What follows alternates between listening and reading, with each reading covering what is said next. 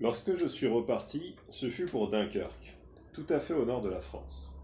C'est là qu'en 87, à 9 ans, j'ai pu obtenir ma première licence de footballeur et jouer dans ma première équipe véritable. Je me sentais très professionnel. J'étais très fier, car nous portions la même tenue que l'équipe senior pour laquelle jouait mon oncle. Celui-ci jouait à l'avant. Il était attaquant et m'a énormément appris durant ma jeunesse. Quand je repense à ma vie avec lui, je nous revois tous les deux à Dunkerque lorsque nous rendions à la plage le dimanche. Il me montrait toutes sortes d'astuces. Par exemple, il m'a appris à utiliser mon corps pour résister à un défenseur et à choisir le moment opportun pour sauter.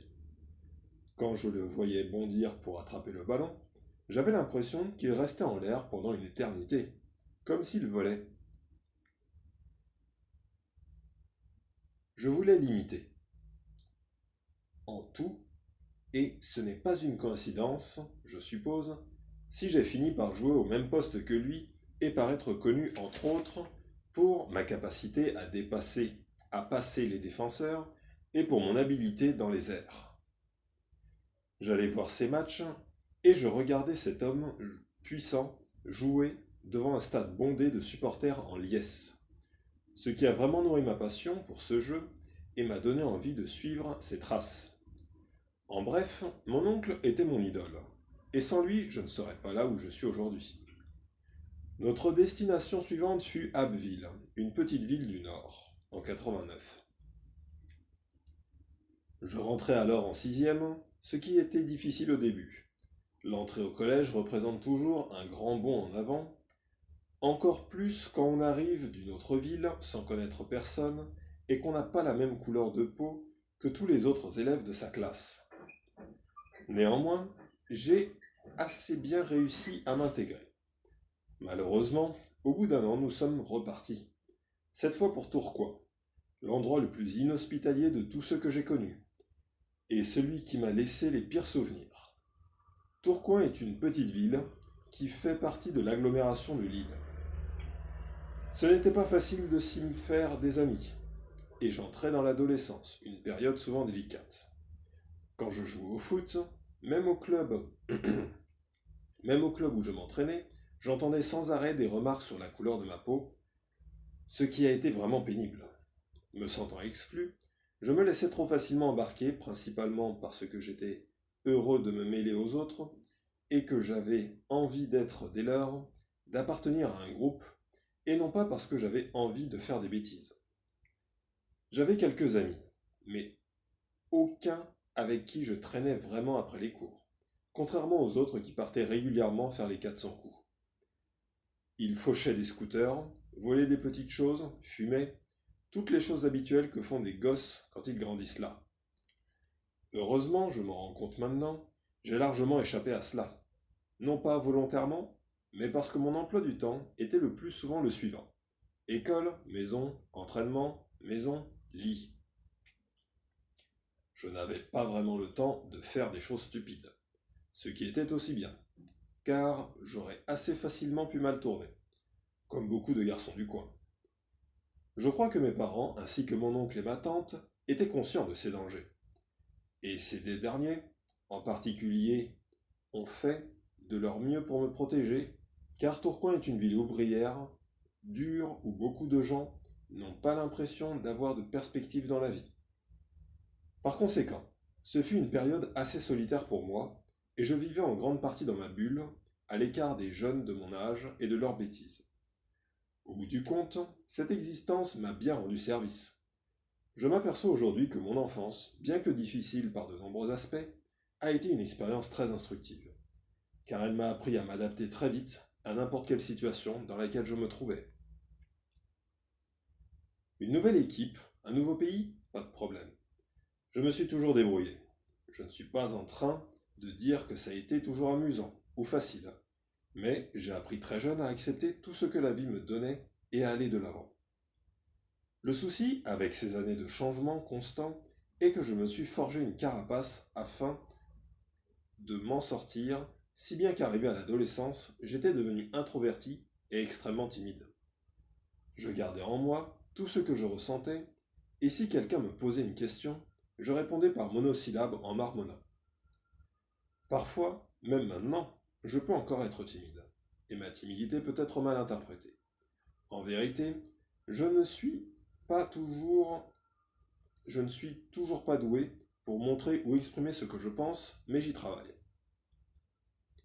Notre passage à Tourcoing a duré 1 an, mais l'année suivante, à Vannes, ne fut pas mieux. Et ce, parce qu'à ce moment-là, j'étais en pleine adolescence, ce dont mon travail scolaire a commencé sérieusement à pâtir. Je me mettais à me rebeller contre mon oncle et ma tante, à ne pas être d'accord avec certaines de leurs limites et de leurs règles. Il n'y était pour rien, mais cela me blessait quand j'entendais mes cousins, Kevin et Marlène, appeler leurs parents, maman et papa, et que je ne pouvais pas en faire autant. Je n'arrivais plus à me concentrer en cours, et bien que je n'ai jamais été du genre à faire l'imbécile en classe, ni à manquer de respect envers mes professeurs, l'élève studio et travailleur que j'étais est devenu un élève en difficulté qui, en plus, s'en fichait. En bref, je n'étais pas bien dans ma peau. Ce n'était pas complètement étonnant, car mes parents et mes frères et sœurs avaient alors quitté la Côte d'Ivoire pour s'installer en banlieue parisienne. Ma mère et ma famille me manquaient beaucoup, et je crois que j'avais au fond de moi très envie de les retrouver. Mon père avait perdu son emploi en Côte d'Ivoire, car l'économie se portait très mal. Aussi, n'avait-il pas eu d'autre choix que de venir en France pour y chercher du travail. Il était alors parti seul, en laissant ma mère et leurs autres enfants derrière lui, ce qui avait dû être très dur pour tout le monde. Il avait dormi sur le canapé d'amis pendant des semaines, voire des mois.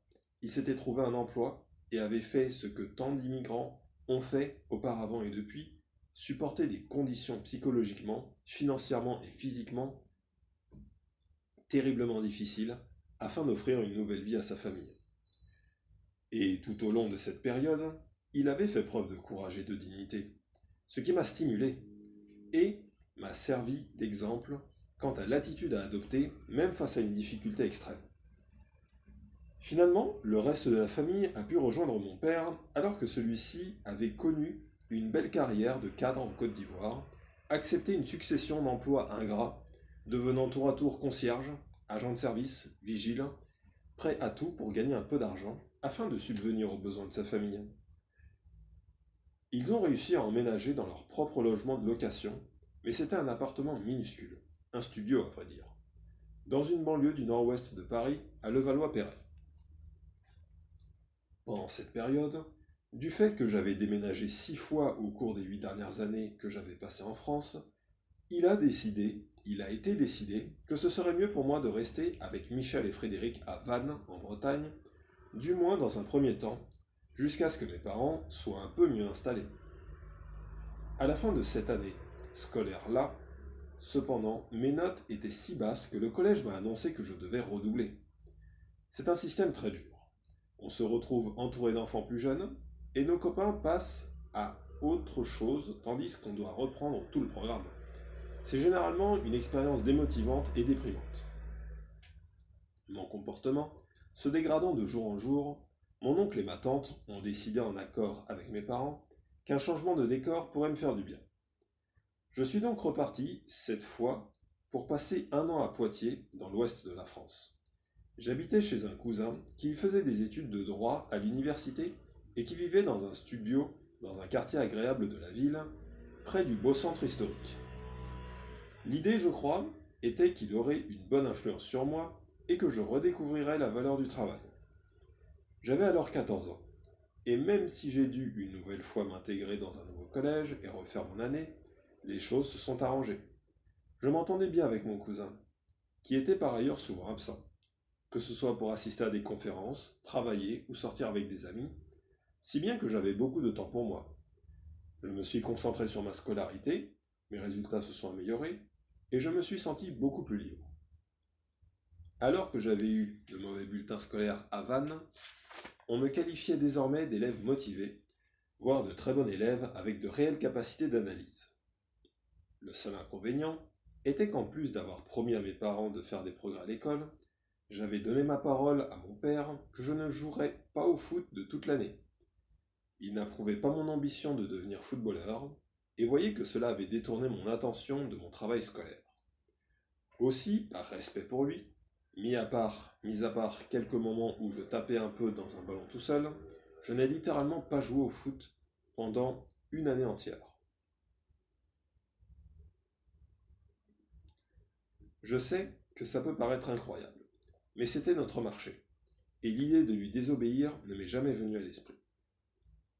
À la fin de l'année, mon cousin a obtenu son diplôme et est reparti en Côte d'Ivoire, et c'est alors que je suis retourné vivre avec mes parents à Levallois, presque 10 ans après avoir quitté mon pays.